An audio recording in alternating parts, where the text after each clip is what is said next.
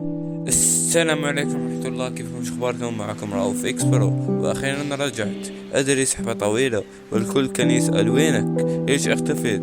فاليوم جاي اشرح لكم كل شيء بصراحة وبدون لف ودوران. خلونا نبدأ، يلا خليكم مع المقطع.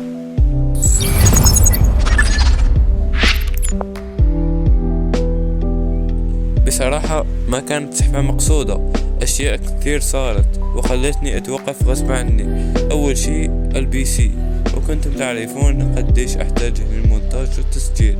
وفوق هذا ما كان عندي المعدات التي تساعدني أكمل محتوى بشكل محترم، لا مايك محترم ولا كاميرا، حتى الإنترنت كان يطفش.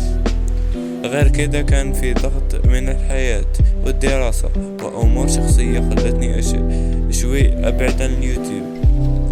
لكن كل هالفترة كنت أفكر في القناة، فيكم أنتم اللي دعمتوني من البداية. وأدري إني تقريبا شهر ما نزلت فيديو. تعلمت إن الراحة مو دايما تكون هروب، أحيانا لازم توقف شوي، تراجع نفسك وتبدأ من جديد. عرفت إن اليوتيوب مو بس هواية، صار شغف بالنسبة لي، وهو الشيء اللي أحب أشتغل عليه حتى لو الظروف ما كانت مناسبة.